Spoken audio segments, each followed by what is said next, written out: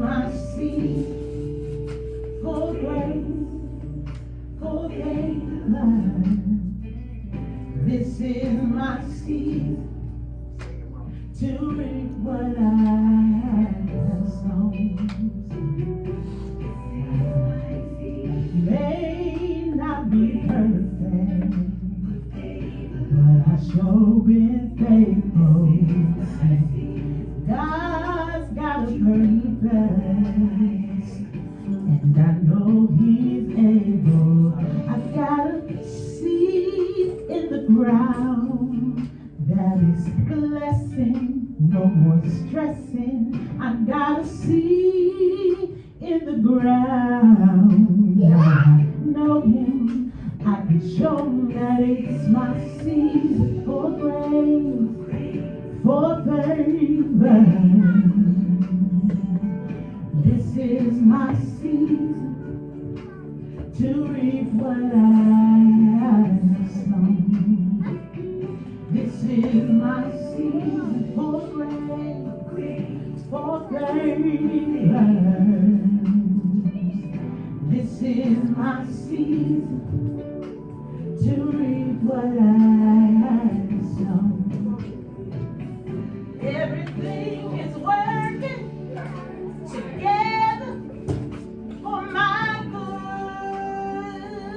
Everything is working together for my good. Everything is working. Everything is working. It's working together.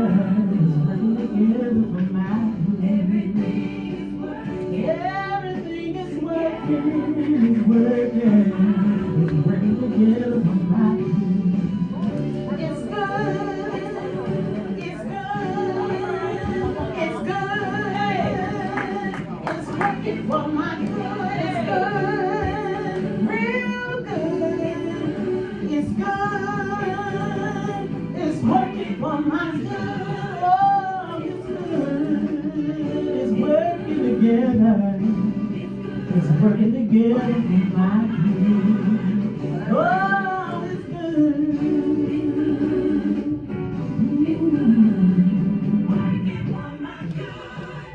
How do you know that God is leading in your direction? Everything you need, He has already prepared it for you. Everything that you go through, He's already made a way out. I said it's leading in my direction. Oh, yes, it is. I said it's leading, oh, in my direction. Oh, my God, He's leading. He's leading in my direction.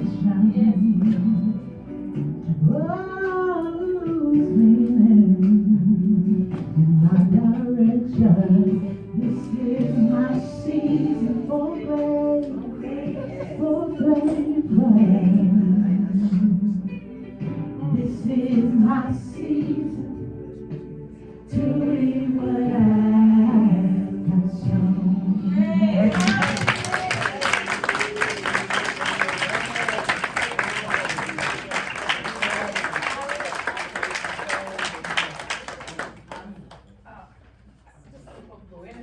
I think it's Miss Fanny. I've asked you, I always get you confused, and I brought you a gift also. So,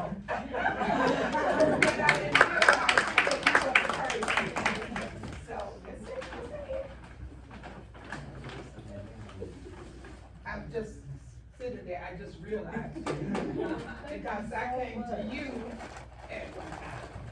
Yeah.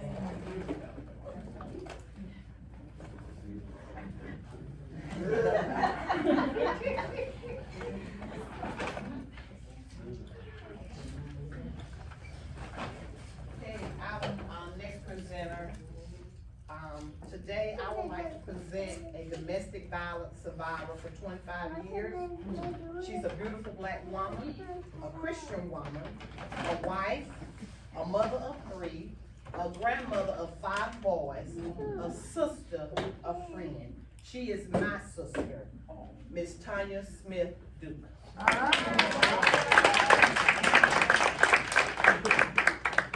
Thank you. Now, call it Miss Dinner, we call it Cookie. I want to say good morning to everyone. Good morning. First of all, if you haven't heard it, good morning, beautifuls. Nobody's told you you're beautiful, let me be the first to say that. That word means a lot to me. Coming up, we came up in a two-parent household. I never heard my father say the B word to my mom. I had 2 kids. I was good. Their dad, older guy, great. Drugs took over. I was 25 years old when I had my daughter. That was my second child. So, 25 years old, y'all know we lose those figures after, if anybody have a girl, girls put weight on you. He chose drugs. I chose to leave. Didn't know where to go, looking for love in all the wrong places. First thing he told me when I left was, nobody wants you with no 2 children. My words to him, with my mouth being smart, is, I just don't want you. Nobody don't want me. So I went to looking for love. Didn't ask God to send me somebody. I asked Tanya to send me somebody. Oh, I was beautiful to him. He didn't say anything about my weight. I said, okay, I can rock with this one. I had a 4-year-old, 4 or 5-month-old, 4 or 5-month-old daughter. So this relationship was going well. I was in my spot, he was in his spot, we were going well. Some of y'all are young, y'all don't know, it wasn't no cell phones, it was beepers. So every time my beeper went off, it was him calling. I was like, oh wow, he's interested. Not knowing that he was calling me and I'm calling back, because he lied to me and told me he was staying with his sister. So I'm like, okay, you know, I'm calling back and we chat, and I see why now, many years ago, why she didn't have no problem with me just taking him all away from her, because he was a problem to her, but she never did say anything. So me, I felt like I said, okay, one day, we kicking it. By now, we already 6 months in. I'm still thinking he's staying with his sister. Okay, find out, I called one day, I be a beat me, I said, hey girl, how you doing? I said, let me speak to your brother. She said, that's not my brother. I was so embarrassed. But I had gotten so deep into him and his feelings and everything till I was like in love. She didn't want him, she gave him to me, I took him. I ain't take her man, she gave him to me. She gave him to me. She gave me that problem, and I'm not mad at that sister at all. I should have explored better, but me, I was kind of down, had 2 babies. He was showing me all this affection. So here we go, we going into this relationship. The next thing is, I need to stay with you. Okay, I'm in love, y'all. I was in love. So we staying together. He had this job, he worked out of town. So I'm looking forward for you to come home. My kids go with their grandparents, with their grandma. So this is a Friday, he comes home Thursday night. He goes, you know, we have our little love making. That Friday, I'll drop you off at work. I said, okay. Come back, take me to lunch, okay. You know, I'm feeling myself. So he comes to take me to work, pick me back up. A little man, a little white man, old white man, Mr. Bill. Mr. Bill said, Tanya, you have a good weekend. I said, you too, Mr. Bill. Enjoy the races. He gets in the car, he says, where you and Mr. Bill going? That was funny to me. Mr. Bill was old enough to be my granddaddy. So I'm like, we're not going anywhere. And I'm laughing because I'm thinking he's joking. So we're riding down the road, I'm going to get my children from the babysitter. And he said, I know you're making plans to meet with Mr. Bill. And I'm like, no. Oh, bitch, yes you are. I was like, ah. So I'm crying now because I've never been called a bitch before, so that was something new to me. I was like, oh, that's so disrespectful. 5 seconds later, bang! So I'm like, okay, I'm shocked. I don't know what to do. I'm crying and don't even know I'm crying because he's hit me so hard with that ring on his finger till my face is numb. So I'm like, okay. I get into the babysitter's house and she's like, go look in the mirror. And I was like, no, it's nothing wrong. This eye here, bleeding red. from the ring. He had busted a vessel in my eye. So, couldn't go around that sister, couldn't go around nobody, had to go to work. I had to work, I had 2 children, glass shades on. I was delivering blueprints for UAB. I got to one of the doctor's offices and he said, "Do you see your eye?" I said, "It's okay." He said, "No." Immediately pulled me off my route, sent me to the Eye Foundation. He had busted a vessel in my eye. You guys, I said, okay, what am I to do? The next thing was, I'll never do that again. I promise you, I'll never do that again. What is Tanya to do? Okay, I forgive you. We're gonna go on. The next lick. That food, I don't eat microwave food. Well, how was I supposed to know? Mind you, he works, I work too. So, it's this, that. Everybody wanted me, from the postman, she was a woman, to the pastor, to the church members, everybody wanted me. Yeah, y'all, I was pretty, but I wasn't that pretty. So, it was lick after lick after lick after lick after lick. Let's fast forward. City of Birmingham was taking applications to be firefighters. Now, I was pretty. I didn't want to be no firefighter. He told me I did. So I said, okay, if you say so, sir, let's do it. Let's do it. He wanted to be one. He didn't pass the test, I did. They're not gonna call you. That'll be fine. That wasn't something I wanted to do, that was something you wanted to do. You got a smart mouth. They'll need to know it. We went to school together. You got a smart mouth. But that man shut me down, y'all understand me? He took everything away from me. So I said, okay. I went through the motions, I made it. I made it, y'all. I made it, he didn't. I went on my interview with black eye. The whole time doing firefighter school, he'll show up.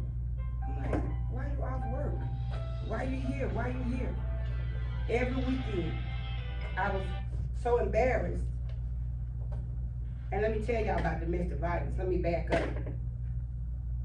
Back in the 90s, if the police didn't see it, it didn't happen. I got so tired of calling Birmingham, till I just started taking it. I started taking it, I said, okay, well, let me be quiet. Let me do this. Let me move this way. So I'm in firefighter school, so you have to do rotations, and I'm feeling myself. I had slimmed all the way down, y'all. Y'all talking about somebody was super fine. I was J-Lo in the black, okay? Super fine. Every weekend, I was changing hospital because I'm going to the hospital. Dislocated shoulder, this, that, everything. Every time I move away from you, you move, I'm gonna kill your children. He know my children was my life. I did everything for my children. I wrote bad checks for my children. I did everything for my children. So he knew my children was my life. That was the threat. I was 25 years old. Didn't know how to get out of it. Was scared to tell people. Was scared to go to my sisters and say, y'all help me.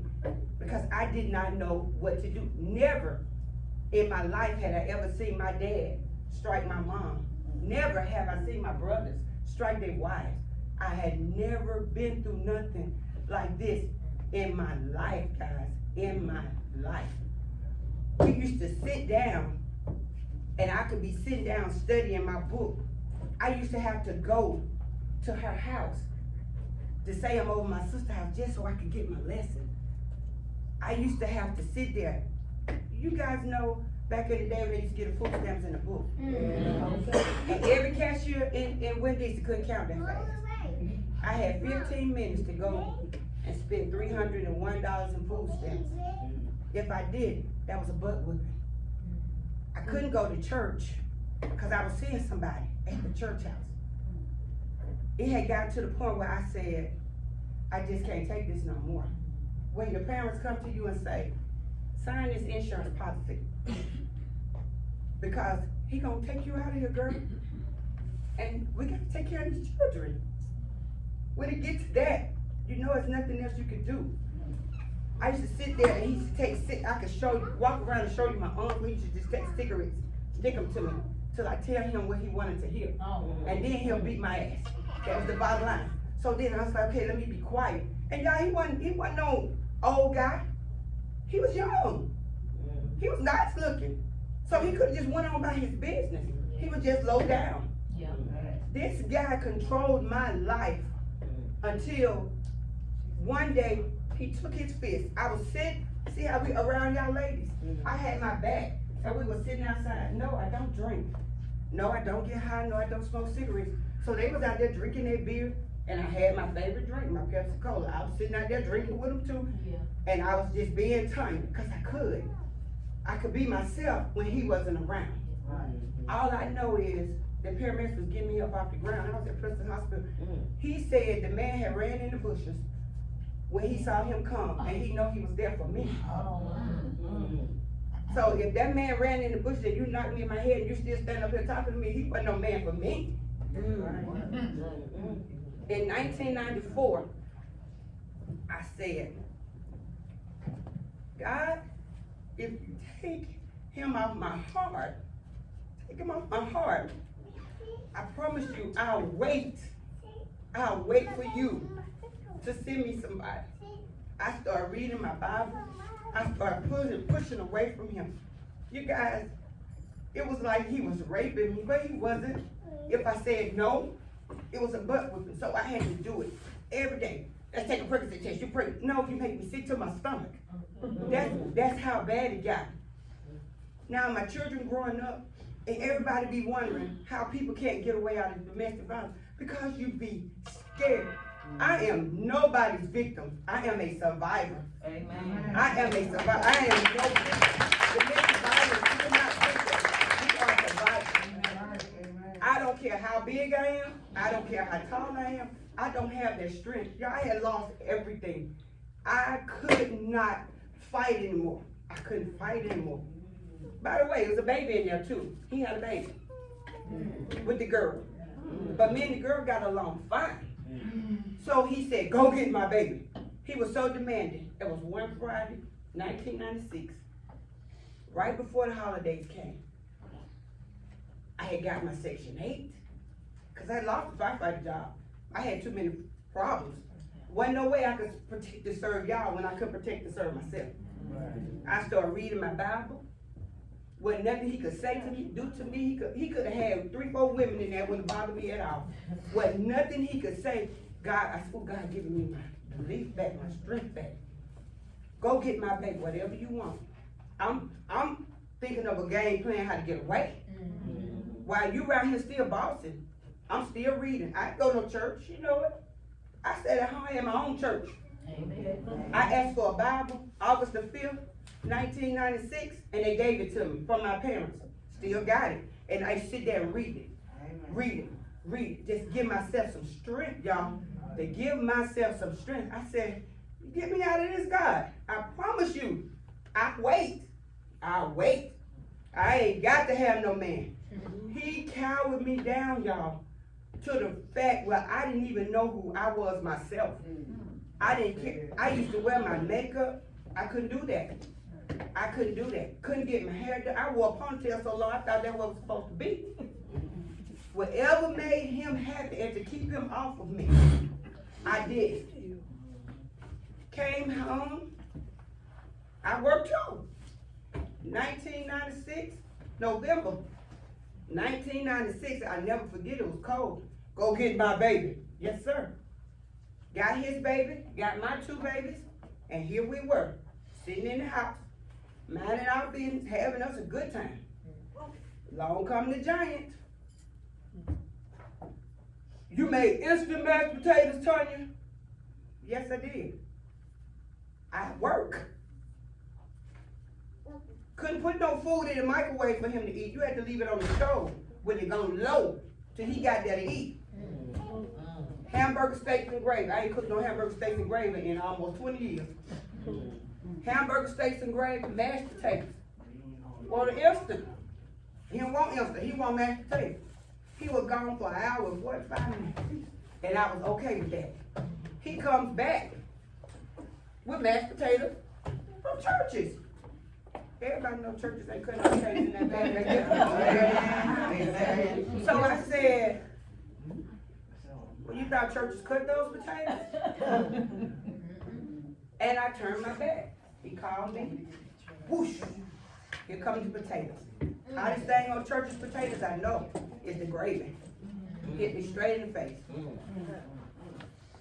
I'm trying to compose myself, get myself together, because I know he's finna fight. I had on pajamas, y'all. Kids, what I thought was in the bed. He had a cast iron skillet up above my head, spinning, swinging. Midfield police put their foot in that door. Do y'all understand me? Told me, you hit him, I kill you. Y'all don't save my life.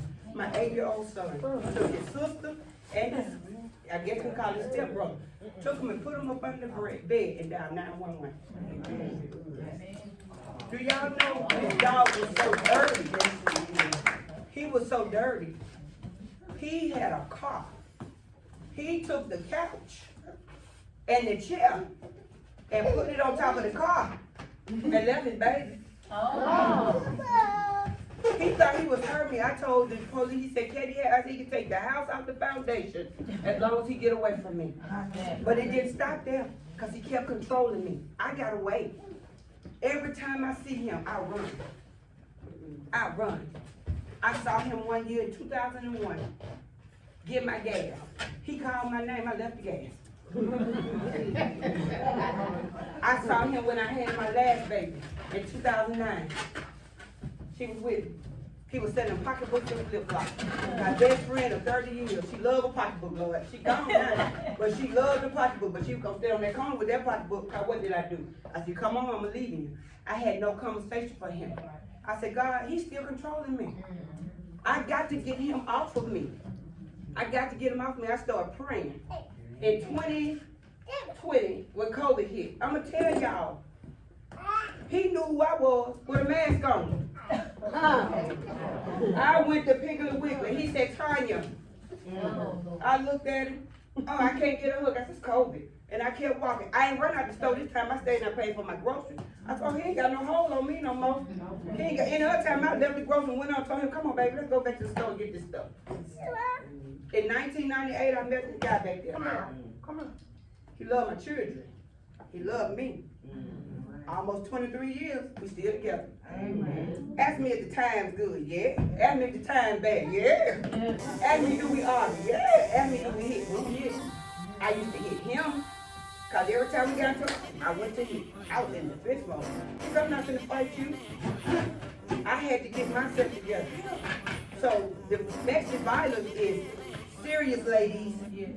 Young lady, that first hit, go on away from them. I'll get your brother or your dad. Because they don't stop. They don't stop. Oh, he apologized. I had so many rings, y'all. I could put 2 on each finger. Every time he blacked the eye, he gave me a ring. But I was beautiful to him. I couldn't be too beautiful. I'm telling you, ladies, it's a serious thing. I survived mine. A lot of women don't survive, though. I survived mine. That first hit, let it go. Let it go. That first hit, let it go. Let it go. I'm telling you, 25 years, and he still had a hold on me for a long time. I was afraid that I'd run into him. Run into him. Run into him. Not no more. I'm telling you, you're beautiful. Like what Mary J said, good morning, gorgeous. We gorgeous. He put us on this earth to be gorgeous, not to be punched back. Thank y'all for